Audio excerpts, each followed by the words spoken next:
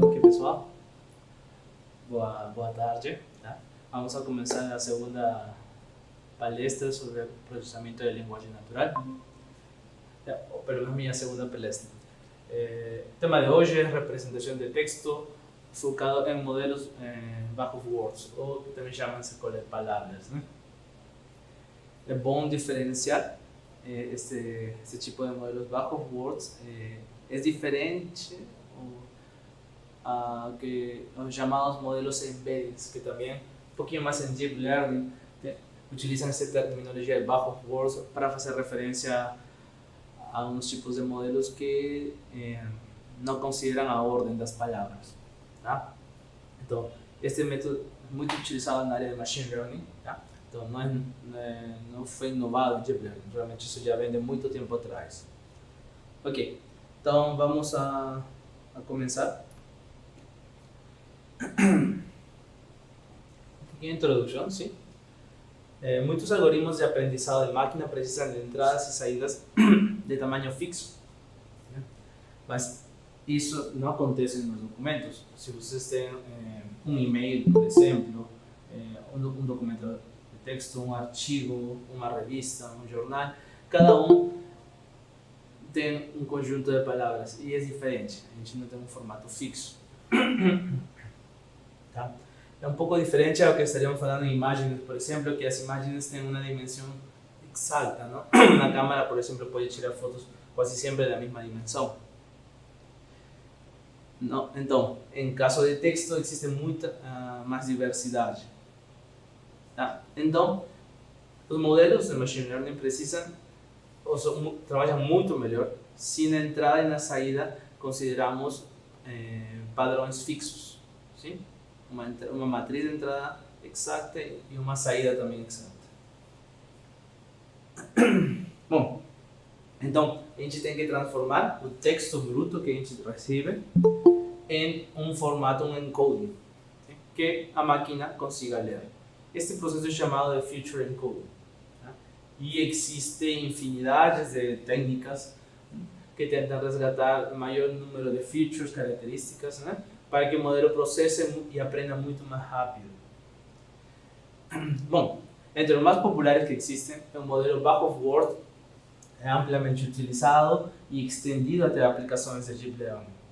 Hoje nós vamos a aprender os conceitos básicos desta técnica. Bom, como falei, Back-of Words é uma forma de extrair features a partir de texto para usar em algum modelo de aprendizado. Sim, sozinho assim o método ajuda pouco, tá? Talvez alguma forma de visualização, de similaridade de documentos, mas o grande potencial dessa ferramenta está quando você coloca isso aqui na entrada de um modelo, tá? Dado que ele já extrai as características desde o início, sim? Deixa pronto para o computador conseguir entender e realizar algum tipo de tarefa. Okay, então, a simplicidade que tem o método e a flexibilidade do modelo permitem muitas formas de extração de features a partir de documentos. Sim? É completamente certo. Vocês vão ver ao longo aqui desta explicação. Agora, o Back-of Words é uma representação de texto que descreve a ocorrência de palavras dentro do texto. Ele está muito relacionado à frequência de uma palavra em um documento e em um corpus completo. Tá? Então, pouco a pouco foi evoluindo a ideia, sim, de qual era a melhor técnica de conseguir extrair a maior quantidade de características de um documento considerando o corpora completo, tá?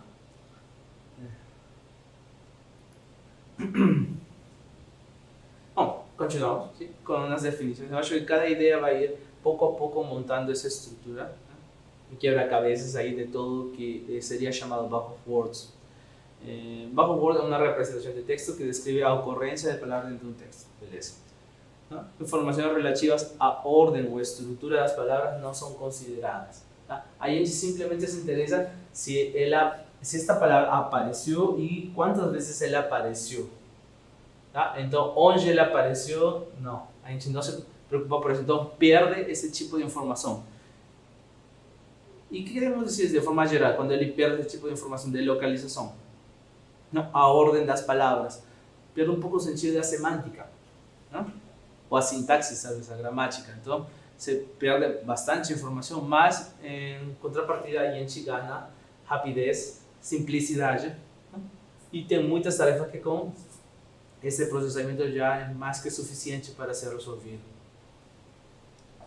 Então, espera-se que documentos semelhantes tenham semelhantes conteúdos. Tá? Então, que a gente só se preocupa da palavra, quantas vezes esta palavra aparece no texto. Então, podemos ter aqui uma sacolinha de palavras de documento 1, de documento 2, e a gente pode calcular uma similaridade, não ver que tão semelhante é um documento do outro. Então, aí você já tem uma aplicação, por exemplo, para agrupamento de texto. Bom, eu coloquei dois sentenças aqui, desculpa, só para ir já começando a ir entendendo a ideia, tá? Então temos a primeira sentença aí, João gosta de assistir filmes, não? E Maria também gosta de filmes. E a segunda sentença, não? João também gosta de assistir jogos de futebol. Vamos a ir brincando primeiro com essas ferramentas, com essas duas sentenças. Tá? Bom, a primeira coisa que a gente vai fazer é contar. Okay? Contar e criar um vocabulário. Tá? Dado um corpo, um conjunto de documentos que temos, a primeira tarefa que temos que realizar é criar um vocabulário. Tá? Então, se pegamos as duas sentenças, tá? Sentença 1, sentença 2, e pegamos todas as palavras que existem, aí a gente tem esse vocabulário de 9 palavras, tá? Está com indexação desde 0. Tá? São as 9 palavras, e esse é documento 1, um mini documento, né? Documento 2, né? Tá? E esses dois são meu corpo. Tá? Então, o vocabulário do meu corpo são 9 palavras. Tá? João, Maria, assistir de filmes, futebol, gosta, jogos também. Então, o primeiro que a gente tem que fazer é indexar. Tá? Cada palavra no meu vocabulário, eu vou realizar uma indexação. Tá? Então, já estou mapeando, não? De símbolos que o computador não conseguiria processar por um modelo de machine learning a números, que ainda não chegamos ao momento de colocar em algum modelo. Tá? Seguinte, né? Então a gente começa a colocar aqui, por exemplo, só presença, não? Só se existe ou não existe. É uma forma básica. Tá? Nesta sentença 1, João aparece? Sim, aparece. Tá? Então só botou 1. Magia aparece? Também. Magia aparece. 1. Assistir também aparece? Também. Colocou 1. Só marcando presença, ausência dessa palavra. No final, né, considerando esta ordem da index, aí a gente cria um vetor. Este vetor vamos a chamar de vetor de representação. Okay? Um vetor de representação. Já com o meu vocabulário, dado que este vocabulário é geral para o corpora completo, já meus dois documentos, tá? Por isso que vocês observam aqui em futebol, ele tem 0, porque aqui não tem futebol. Tá? Onde está essa palavra futebol? Aqui na outra frase. Então, também realizamos a mesma tarefa com a segunda sentença. Tá? Temos todo esse conjunto de palavras, né, indexadas, e colocamos aí presença e ausência, e a gente define também o vetor, tá? O vetor de representação. Beleza. Então,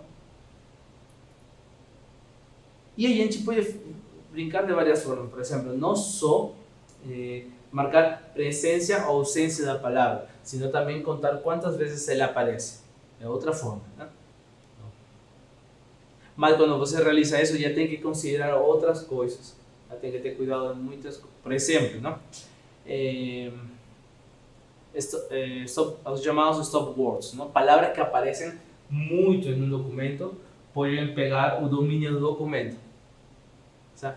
Dado que aparece tantas vezes, né? E esse é um problema muito ruim, realmente. Então a gente tem que aprender a resolver isso. Então a gente vai aprendendo aqui algumas técnicas para ir contorneando esse processo. Então, já só com o que eu mostrei agora, acho que dá para fazer um pequeno exemplinho. Tá? Então, no material da aula, eu botei um link que te leva ao repositório. ¿Sí? Es nuestro primer exemplinho, ¿sí? Introducción a Bajos Words.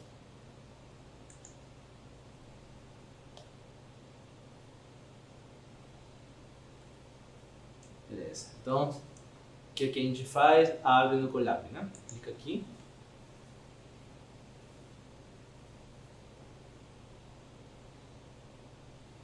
Se ele dá... Acho que está pedindo para logar.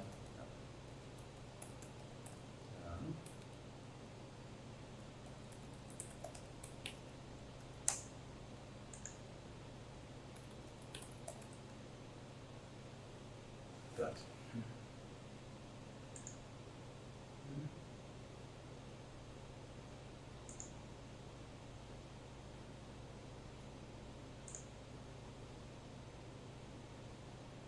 Se aparece uma mensagem de erro, vocês vão continuar next, tá? Aí ele vai te direcionar aqui, tá? Primeira. Aí você seleciona a introdução a Bajos Words. Tem vezes que acontece isso, né? Eu não tenho muita certeza por quê. Bom, clicamos aí no primeiro.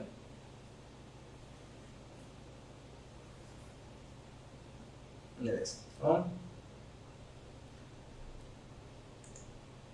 vamos mostrando aqui, né? Que bibliotecas? Ao longo de esta e as próximas palestras, a gente vai estar usando mais NLTK, que é por simplicidade mesmo. Tá? Talvez em alguns casos de aplicações práticas a gente passe para a instância, mas hoje vamos trabalhar com NLTK. Tá? Então, o que precisamos conhecer a biblioteca de processamento da linguagem natural, NLTK, NumPy, Random Strings, Beautiful Soup, Request. Vamos a baixar uma página e vamos a realizar uma análise rápida de Bajos Words. Tá? Pronto. Expressão regular, mas acho que não vou precisar de expressão regular. Ah, tá. Então, para evitar esse problema aí, vamos a copiar o drive. Tá? Então, pessoal, copia aqui, por favor. Vamos usar a conta de Leonardo. Vamos usar a minha conta então. Esta é a minha conta. Tem vezes que deixam a senha aí. Pronto. Bom, agora sim. Vamos a copiar. Tá? Eu acho que esse problema vocês não vão ter, vocês já estão logados em sua máquina. Desculpa. Beleza. Então, fiz uma cópia do original que está no GitHub. Então, chamamos a biblioteca, chamamos este pacote .ponct, que, se me lembro, é para um pacote de tokenização, tá? De NLTK. Tá? Então, vocês já assistiram a aula passada, a palestra passada, então vocês já entendem que é tokenização. Então, vamos ver aqui. Então, eu atualizei o repositório hoje, então peguei uma notícia, vou mostrar por aqui, do Globo. Se vocês quiserem, podem trocar. Tá? Então, aí ele bloqueou, né? Bom, é uma notícia que está aí do Globo. Essa é a notícia. Aí aparece a publicidade. Vamos ver se consigo baixar a informação. Então, qual é a ideia? Não? Baixar, não? Esse site, ler toda essa informação. Então, ele vai transformar este HTML em um string e a gente vai processar esse string usando o parser de XML. Tá? Beautiful Soup é uma ferramenta, não sei se mencionei, acho que eu mencionei, sim. Aula passada, é uma ferramenta para realizar extração de informação, né, de documentos normalmente que estão na web, né, XML, HTML, é muito bom, te ajuda a encontrar informação rapidamente. Então vou baixar a informação. Eu acho interessante que, vamos passar por aqui. Então o que eu fiz aqui na primeira, não? Fiz o request. na leitura, não? Transformei em string e realizei um parser. Um parser, então é um objeto que tem tudo estruturado e pouco a pouco posso pedir informação. Então, vamos ver se primeiro se funciona aqui, tá? Se dá certo. Tá certo, então, beleza. Vamos explicar o que está acontecendo. Vamos entrar no site. Então vocês já viram se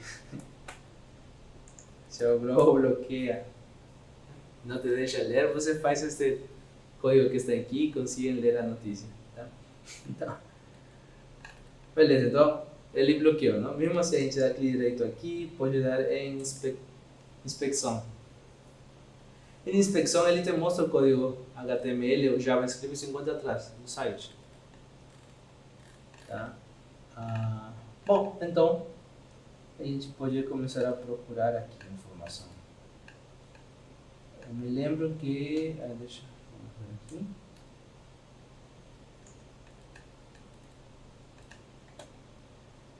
Deixa eu buscar aqui.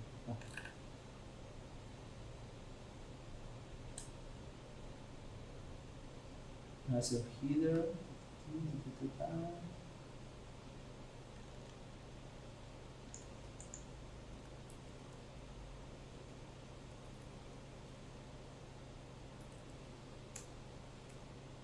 Ele tem um tag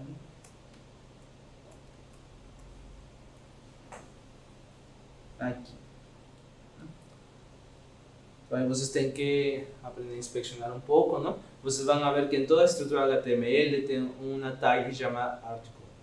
Dentro desse article começa...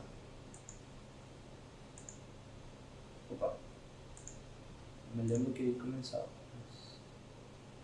Deve ter outro então. Tem outro aqui embaixo.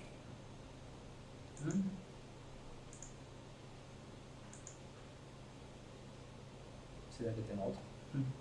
Next. Tem outro.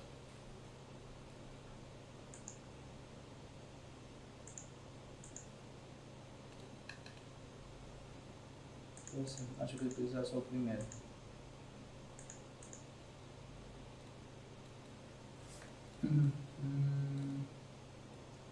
Aqui tá meio confuso para pegar o texto. Tá, vamos fazer o seguinte, aqui... É que já temos o texto. Vamos só procurar esse aqui diretamente. Mais fácil. Tá aqui.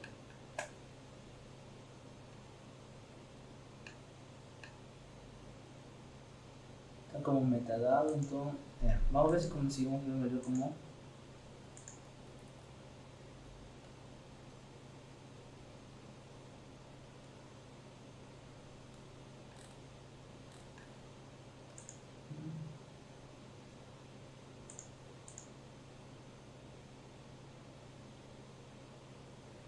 Aqui.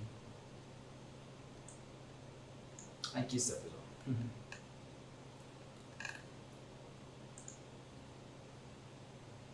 Eu acho que esse computador vai ficar muito mais claro. Não sei porque em meu computador fica bem fácil de observar esse acontecimento. Tá. Vamos ao seguinte, né? Tem a chave article e dentro deste article começa a ter parágrafos, tá? A chave P. O tag P, desculpa, né? Então cada P vai ser um parágrafo. Acá tem outro, né? Tem um parágrafo, aqui tem outro parágrafo, aqui tem outro, aqui tem outro. Tem vários parágrafos que é basicamente a notícia completa, tá? Então, o que estou fazendo? Para não complicar muito. Pego o todo jornal, procuro a tag article, pego a primeira, tá? Nesse caso eu já sabia que a primeira tag article era onde estava a notícia. Então é só colocar ponto .article, ele pega o primeiro tag article que ele encontra. Okay? E aí eu vou encontrar todas as tags P. Uma tag P significa parágrafo, né?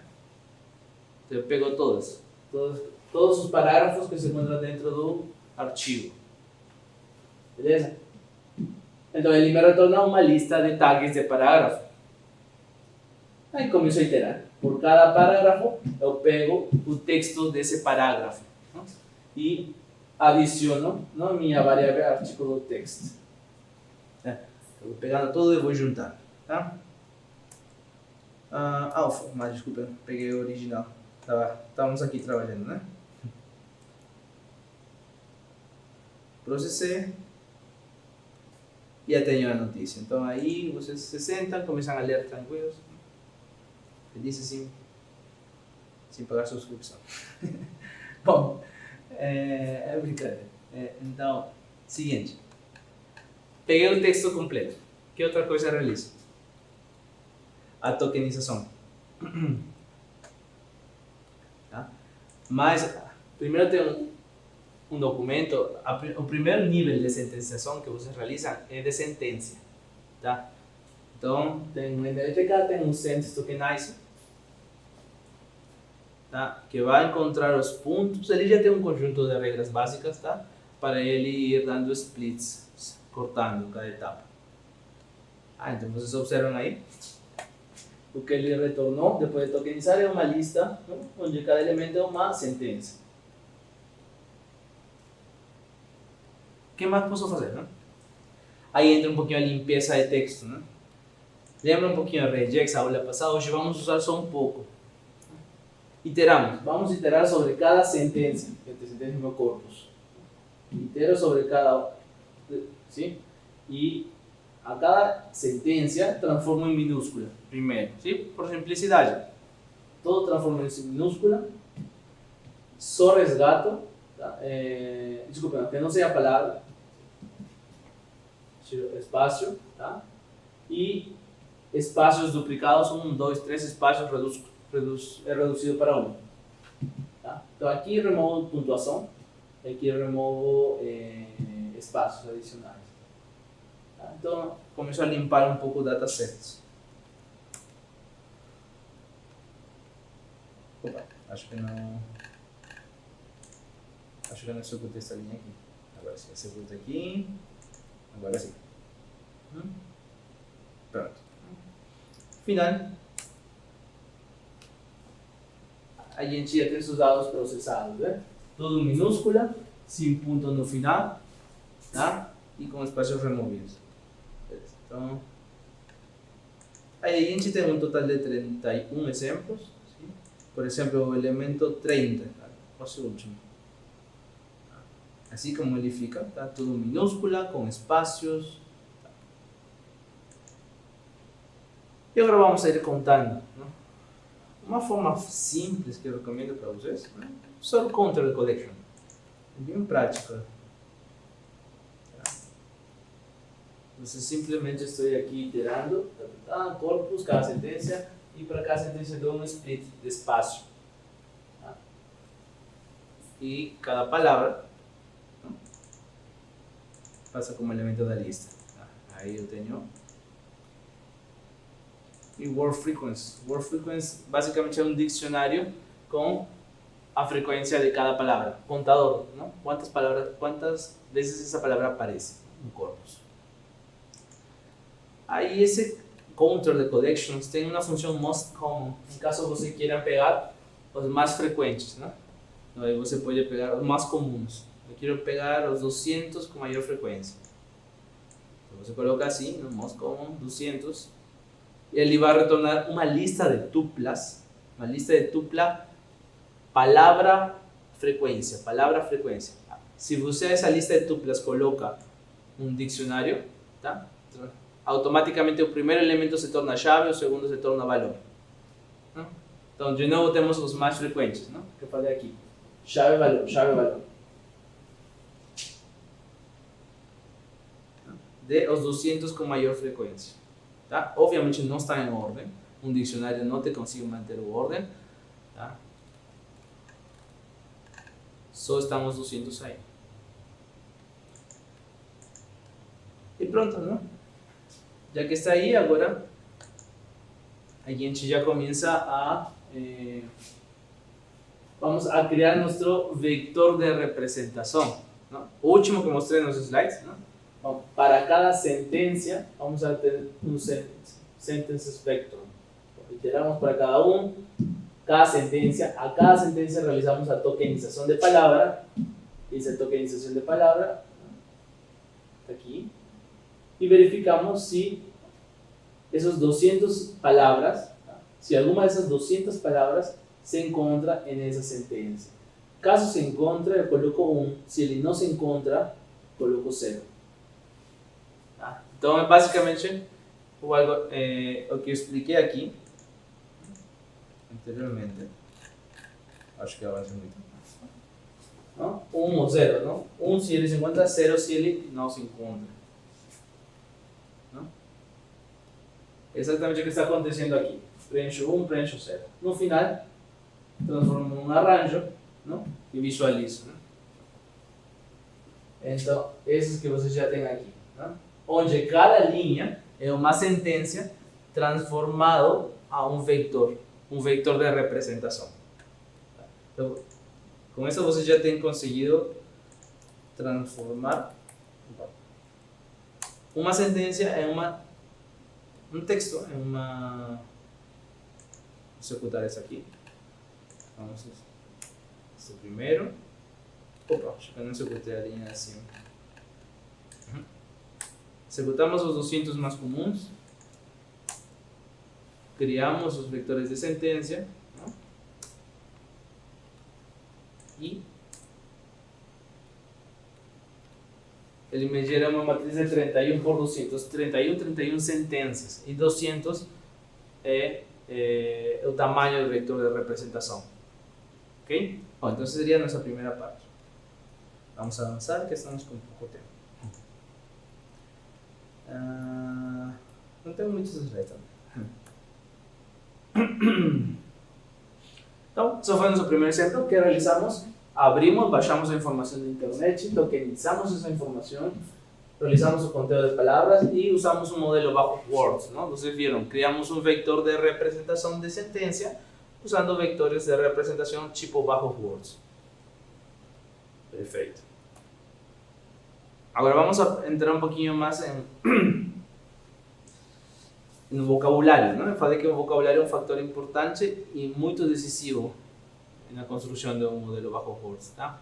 Então, o vector de representação de um documento incrementa com o tamanho do vocabulário. Vocês viram aí nesse bajo word, se eu tenho um corpora com milhões de documentos, só por ter milhões de documentos, eu já tenho miles de milhões de palavras, ou tokens, né?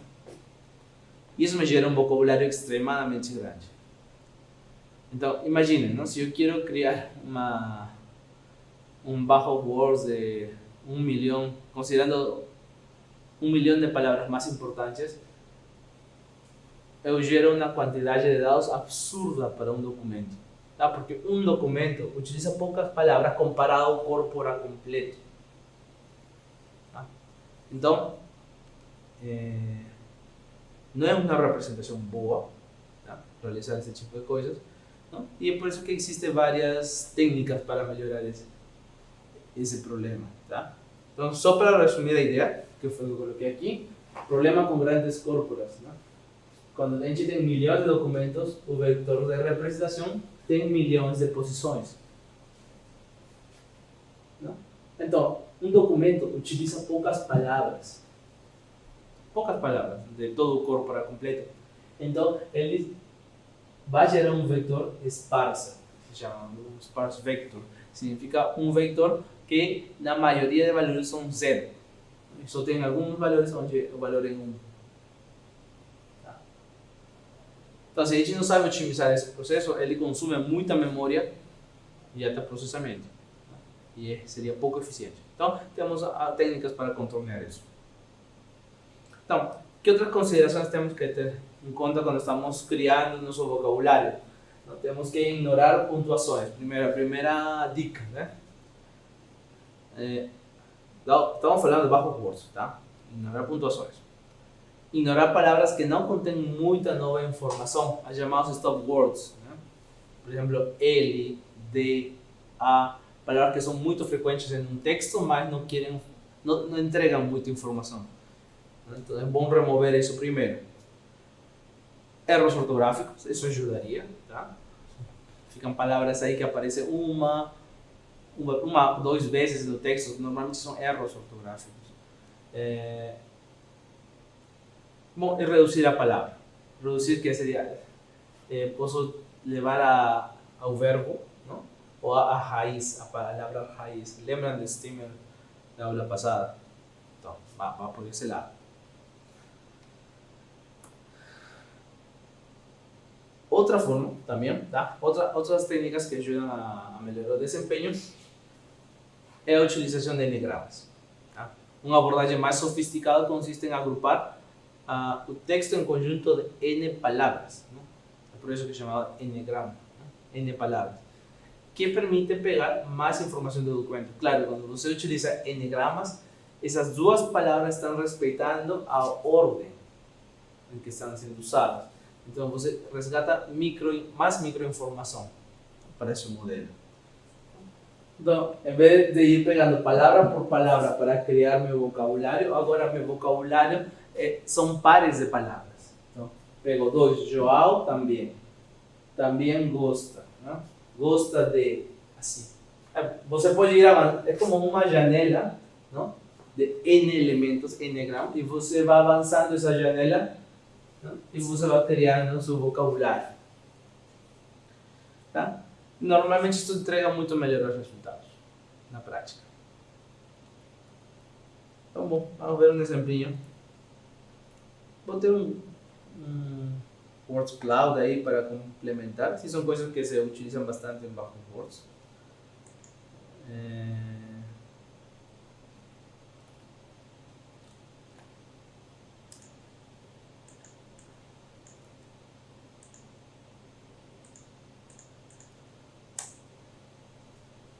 Não sei porque me jogou fora. Aqui. Word Cloud. Já como você conhece os conceitos que estão aprendendo agora rapidinho, aí vocês conseguem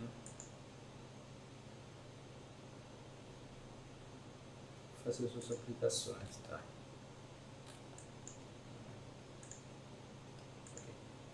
Tá, ele vai te dar erros, aí você passa, não tem problema. Aí Word Cloud. O segundo exemplo é realize uma cópia para o seu Drive.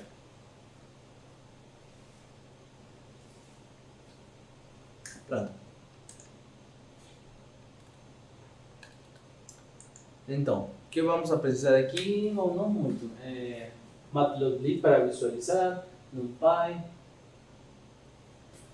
Não tem muito mais. Que vamos... Qual é a ideia de Word Cloud? Não? Vocês já viram esses desenhos que aparecem normalmente em sites ou normalmente em um webinar, em um webcast, quando as pessoas dão sua opinião em tempo real, aparece um Word Cloud que está mostrando o que está falando as pessoas, né? Você realiza isso sobre um conjunto de posts, talvez de Facebook, em um site de Twitter, por exemplo, sirve mais para saber o que a gente está falando, não? Ou o que é mais relevante em um conjunto de informação. E de uma forma, acho que elegante e atrativa para as pessoas, que te ajuda a pensar um pouco, né? Bom, então, esse é o Word Cloud, resumindo. Com que vamos a trabalhar? Vamos a trabalhar com a mesma notícia anterior, ¿sí? Para no atrasarnos.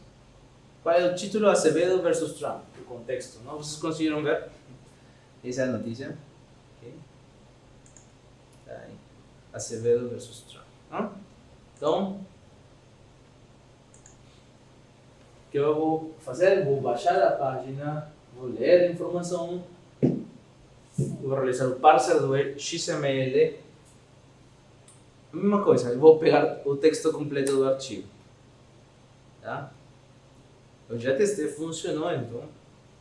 Beleza, eu peguei o arquivo completo, posso ler se quiser. E aqui, simplesmente posso, o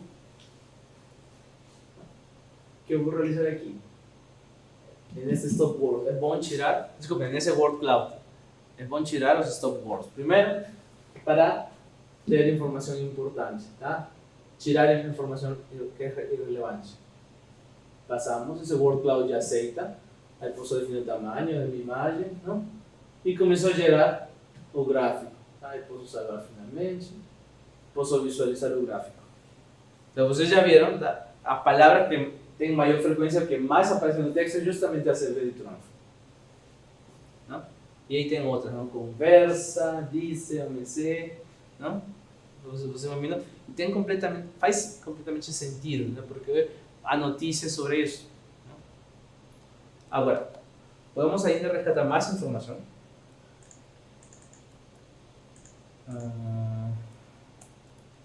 Vamos abrir aqui rapidinho. Eu acho que ele aceita. Tá?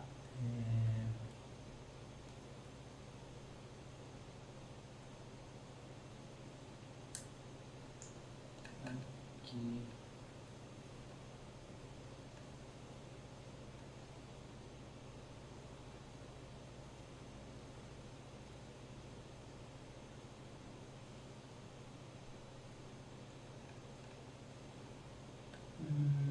Tá.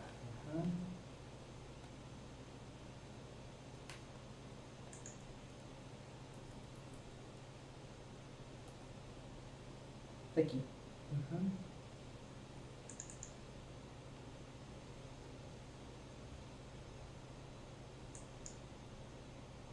Essa aqui, bigramas. Então vocês falaram um pouquinho de bigramas. Collections, acho que isso aqui.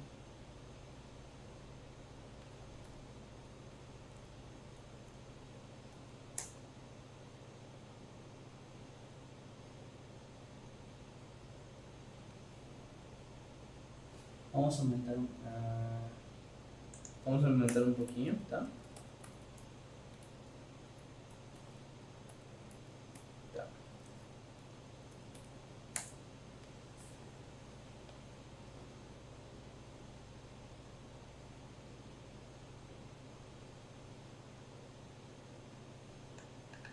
Quando a gente colocar true aqui, talvez estou passando por aqui alguma coisa.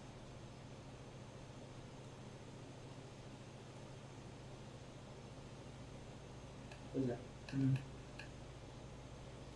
Acho que estou passando por aqui alguma coisinha.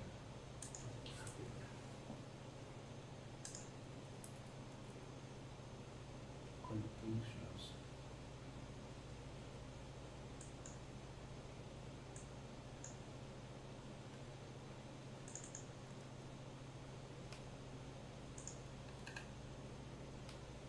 Acho que sim, está considerando bigramas. Aqui, por exemplo, tá? Diretor geral, por exemplo, né? Ele está olhando tanto unigramas como bigramas, tá? Então, só para que vocês já entenderam o conceito de enegrama. Então, em Word Cloud, quando vocês montam sua estrutura, saibam que, não? Ele pode processar já unigramas, como vocês veem aqui, não? Mas bigramas também, tá? Só que particularmente nesta notícia não tem muita coisa relevante em bigrama, então ele não considerou, né? Só considera esse ali embaixo, diretor geral. Tá. Beleza, então vamos continuar. Era só para reforçar a parte de enegrama. Agora, score de palavras. Vocês entenderam que a ideia inicial era fazer um vector, não? Com cada palavra e marcar presença e ausência de palavra. Então, que outros que podemos adicionar? Podemos ajudarnos com um contador, tá? Então, para saber quantas vezes aparece a palavra no documento. Então, em vez de botar só um numerito 1, podemos falar 3, 4, 5 vezes que apareceu. Tá? E como 3, 4, 5, 6 são valores já altos, ¿sí? Lembrem que em Machine Learning a gente normalmente trabalha com valores pequenos, entre 0 e 1, tenta normalizar os dados. É uma questão estadística, né? Que ajuda a que o modelo se comporte melhor. Então, se a gente tem, aparece 5, 6, 7, 8, 10 vezes a palavra, a gente normalmente divide pelo número de palavras. Então, pronto, né? Já temos uma fração pequena. E frequência mesma, a frequência é o número de vezes que aparece cada palavra no documento, tá? Entre todas as palavras do documento.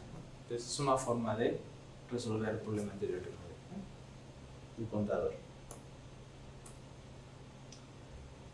Otra forma también, ¿sí?, que voy a mencionar rápidamente, ¿sí?, porque es todo un mundo de ciencias de computación aquí, el word hashing. Existe una técnica, dado que los vectores son esparsos, para un documento, si usted tiene un vocabulario de 1000, un millón de palabras, para cada documento usted tendría un vector de 1.000.000, ¿no?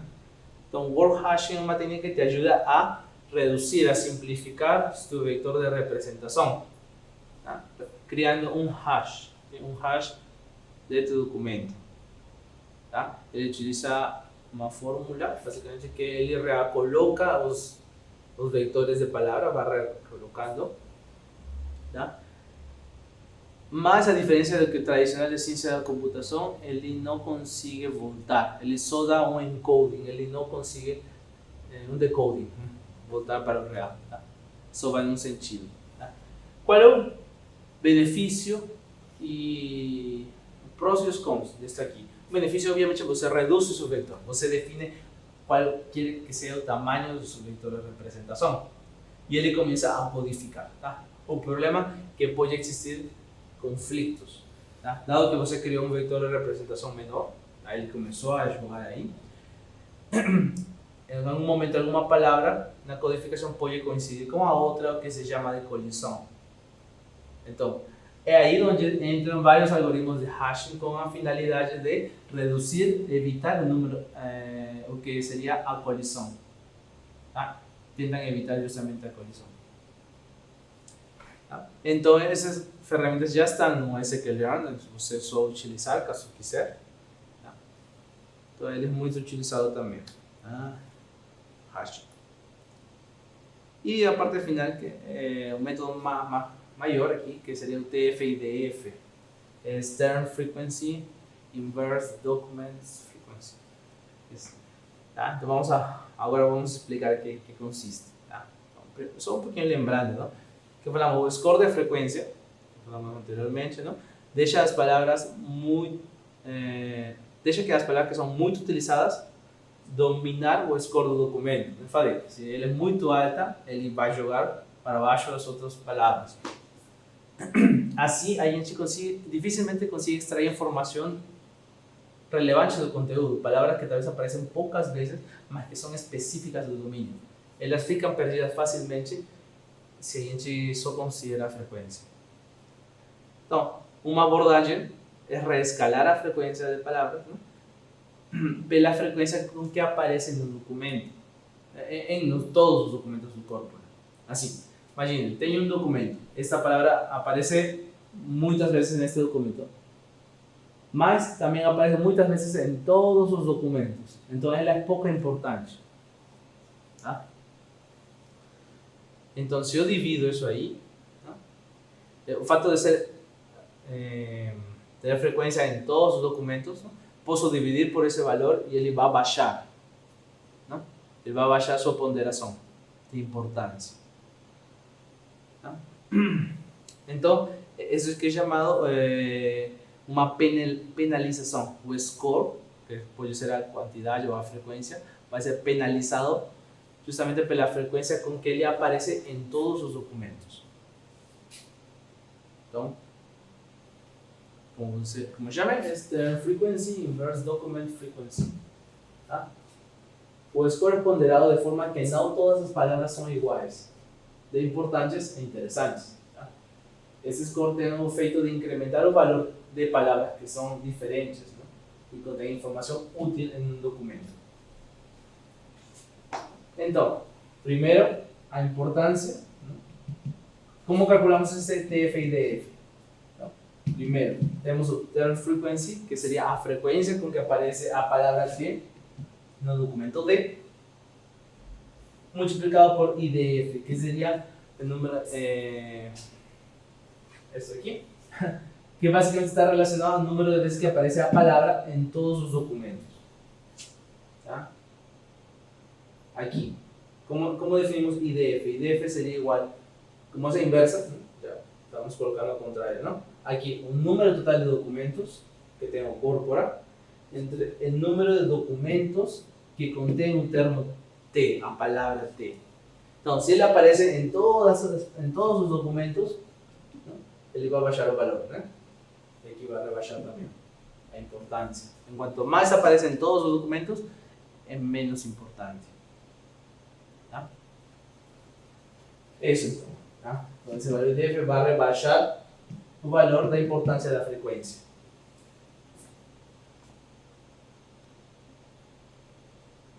¿No? Ahí tenemos un pequeño ejemplo. Tengo 3 sentencias. João gosta de assistir filme, que vimos no início. Maria também gosta de filmes. E João também gosta de assistir jogos de futebol. Tá? Considerem 3 sentencias.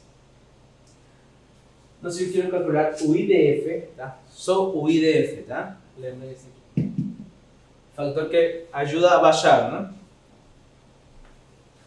O i de f de João sería número de documentos. Tengo 3 documentos dividido por número de documentos que contém o termo João.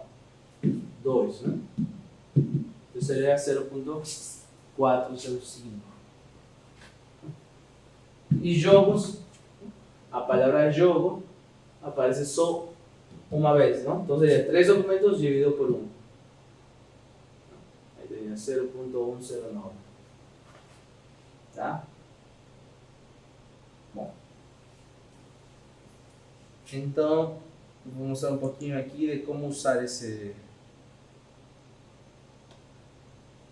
TF-IDF.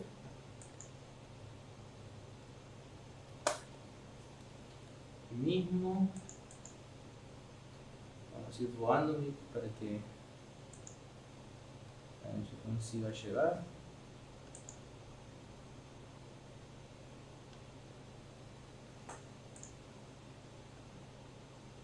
Aparecem vários erros, no final você chega aqui. Tá? Beleza, então tenho que copiar, vamos realizar uma cópia no Drive.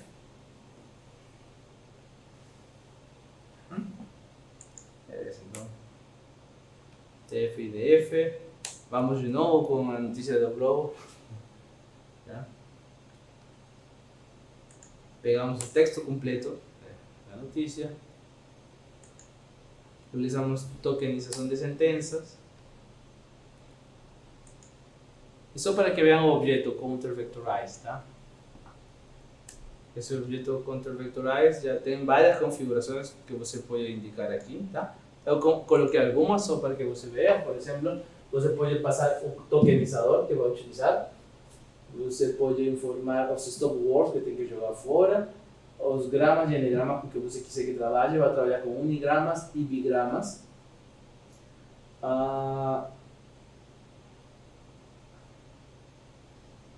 Ignorar a máxima frequência com que pode aparecer uma palavra no documento. Se aparece em 50% dos documentos, ele joga fora. Por quê? Porque tem pouca informação. E o mínimo de vezes que pode aparecer seria 2 vezes, em 2 documentos. Crio objeto e só transformar. Então, chega o corpora, eu transformo o corpora e ele me entrega esta matriz, tá? Que é de counters, que contam as palavras, tá? Esse objeto vectorize ainda conserva os features names, ou seja, você consegue voltar, sabe que o primeiro elemento é para signo de interrogação, o segundo é para ameaça, não? O terceiro é americano e assim, não? Tem esse outro. Tá. TF-IDF, a mesma coisa, tu TF-IDF já está pronto para poder utilizar. Você configura todo o pré-processamento que realiza no texto, os filtros que você quer aplicar primeiro e transforma. Então, em vez de ter 0, 1, 2, 3 contando as palavras, a gente tem esses valores 0,39, 0,39 por aqui, né? Que são frações e eles já resgatam a informação, tá? Eles já eles conseguem baixar a importância das palavras que aparecem tão repetidas vezes em um documento e em todos os documentos, tá? Eles conseguem um equilíbrio ideal. ¿Quién utiliza esto ampliamente? Yo boté aquí unos exemplinhos. Este TF-IDF, que ustedes vieron aquí, es muy utilizado en recuperación de información, por ejemplo, en clusterización. Él ayuda a extracción de keywords, por ejemplo. ¿No? Palabras llaves de un documento, él te ayuda a extraer ese tipo de información.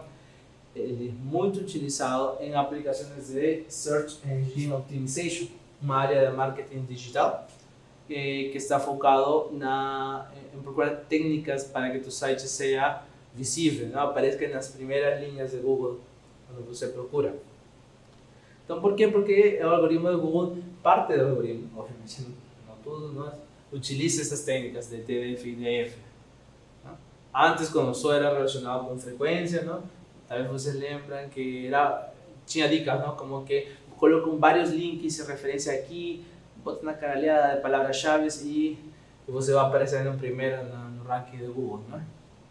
Entonces ahí justamente Google aplicó estas técnicas aquí para comparar con las otras, ¿no? Aplicar a nivel de varios documentos, varios sites, ¿no? Y ver qué palabras son importantes o no, ¿no? Y bueno, en fin. Entonces, para quien goste de esa área de marketing digital, ¿no? Tengo aquí 3 sites que eles te muestran esas coisinhas, tá? Están relacionados con Google, te muestran ese algoritmo TF-IDF funcionando, você pode testar.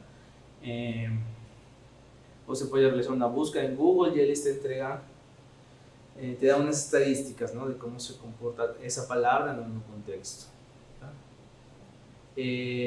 Beleza, então isso já deixo para quem gosta dessa área, pode aprofundizar. Y obviamente, como falei, esto sería también parte de un modelo de mayor complejidad. Ahí de bajo force, esa misma, ¿no? Ser un pré-procesamiento antes de entrar en un modelo.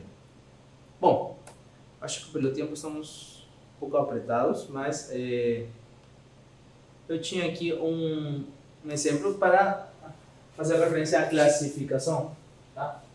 Nos documentos, pode ser documentos, sim. Nesse caso, o meu documento são e-mails, tá?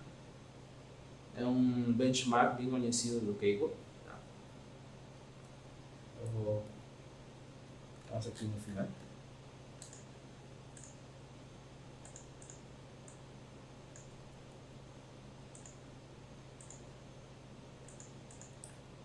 A notícia vamos deixar para lá. Bom, entonces este aqui es un dataset para identificación de spam, porque normalmente se encontra ese programa que funciona cuando você abre su Gmail, ¿no? Y él te ayuda a identificar si este email es spam, joga para a pastinha de spam, ¿no? Para que no atrapalhe su visualización. Então, tem um dataset aqui que, deixa eu ver, acho que são, não lembro quantos são exatamente. Serão 5.000, aproximadamente 5.000 e-mails, tá? Já categorizados como são spam ou e-mails tradicionais, normais, né? Então, um exemplo que, caso não dê tempo suficiente, mas vocês podem explorar com calma. Vou deixar aqui. É o número 4, Spam Classifier, tá? A mesma ideia, clicamos aqui, vai dar erro de novo, aí você continua o erro e deixa aí, retro. Eu acho que foi porque eu troquei o nome, desculpa, mas bom, é só dar clique, next, ele vai passar. Tá? E aqui copy to drive, aí vocês clicam.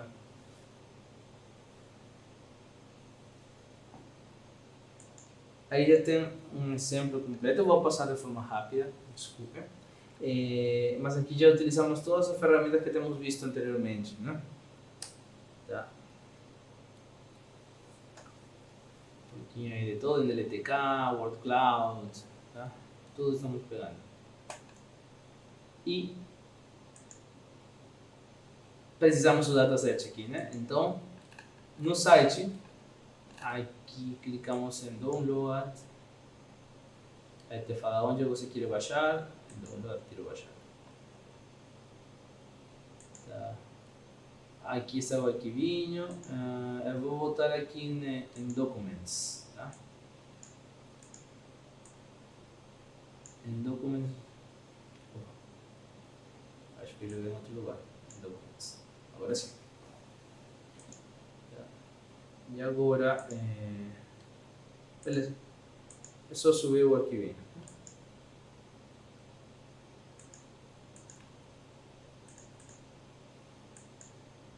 Visto que se você sai, toda a informação vai ser perdida. Não se preocupe. Beleza. Abrimos então. Tá? O encode é um fator importante. Vou deixar em latim, tá? Mesmo que esteja em inglês, mas porque em inglês pode ser o TF8. Se vocês trabalham com linguagem português, seria bom latim 1. Tá? Então, o dataset tem 5 colunas, as 3 últimas tem nada. Acho que foi por culpa de uma vírgula que botaram no final. Então, o primeiro que a gente faz é remover as 3 colunas finais. Tá? Tem um mains drop aí. Jogamos fora, só fico com as 2 colunas de importância. Aí eu quero trocar os nomes das colunas, tá? Rename, tá? Boto as colunas, inicial, final. Beleza. E aí eu renomeei os labels, tá? Agora, o label é home, não? Se fosse normal, ou spam, caso fosse um spam mesmo. Eu preciso que sejam números, para que possa entrar em um modelo de machine learning. Então, aí eu transformo, não? Labels, que está com S, transformo de string para número, tá? Ham vira 0, spam vira 1. Aí eu crio a coluna label. Tá bom? Já criei label, posso remover labels, que está com string. Tá? Eu jogo fora. Pronto. O que mais? Processo de machine learning, não? Já na próxima palestra vamos entrar mais já em que modelo mesmo, sim? Então, o primeiro que faz é pega aleatoriamente com o 75% do dataset vai para treino e o restante vai para teste. Jogando index para treino, para teste. Bom? Depois que já selecionei, como já selecionei index de data frames, não? Para cada um, preciso dar um reset nos índices do data frame, não? Pronto. Pronto o dataset. Então, por exemplo, eu posso visualizar um pouco sobre o conjunto de dados que são categorizados como spam. Tá? Então, vocês veem que aparece muito a palavra free, call, text, mobile, now. São as palavras mais frequentes quando você olha um spam. É curioso porque é verdade. Você, o primeiro que encontra num e-mail são essas aí. Quando é um spam. Né? Bom, daqui para baixo, eu deixei já um tutorial, basicamente que é um processamento do texto. Não? Entra uma mensagem, ele é tokenizado, se utiliza gramas, ele passa pelo processo de gramas, vai juntar os gramas, tira stop words, se usa steamers, não? Processa os steamers das palavras. Beleza? E essa é a minha função do meu classificador. Modelos de classificação a gente vai ver mais pouco a pouco ao longo das palestras. Então, hoje eu estou deixando por alto. Esse é um modelo que ele já calcula, aqui, o term frequency, o IDF, calcula os dois. Tá? E permite treinar um modelo. Não? Aqui temos umas métricas como as chamadas Precision, Recall, F1 Score, Accuracy, que vocês devem conhecer. Não? Então, essas coisinhas aqui, pouco a pouco vamos saber já mais profundo nas próximas palestras. Tá? Bom, eu defini uma classe acima, então essa classe simplesmente é instanciada e informo, quero usar TF e DF. Pronto, aí eu realizo o processo de treinamento. Tá? Treino meu modelo, tá? Ele vai chamar esta função aqui de treino. Tá? E beleza. E aí vamos. Então.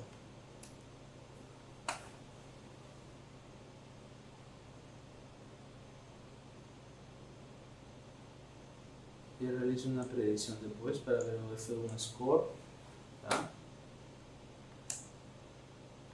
E o outro também, utilizando o Backwords, tá? Então, se vocês observam aqui,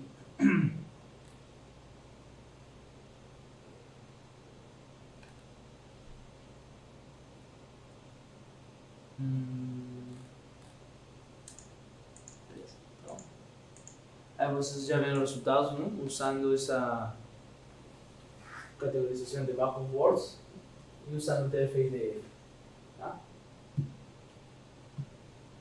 Bom, obviamente o TF-IDF tem um melhor resultado. Já tinha comentado o Backward clássico que só utiliza a frequência, não? O desempenho não é tão bom assim, né? Então os resultados são mais baixos aqui. A precisão é quase a mesma, né? Mas aí o recall, o film score, a accuracy em geral também é mais baixo. Tá? Bom, vocês já viram um pequeno desempenho aqui. Acho que esse seria. Desculpem. Tive que correr para finalizar. Olha. Bom, o material está aqui. Qualquer coisa, dúvidas, fica. É só escrever um e-mail, tá? Acho que não tem. Qualquer coisa. Ih, mas aqui não. Desculpa, professor Cristian. Acho que isso está no e-mail da palestra, tá? Qualquer coisa.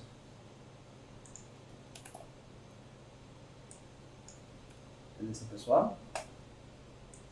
Então, isso seria tudo, tá?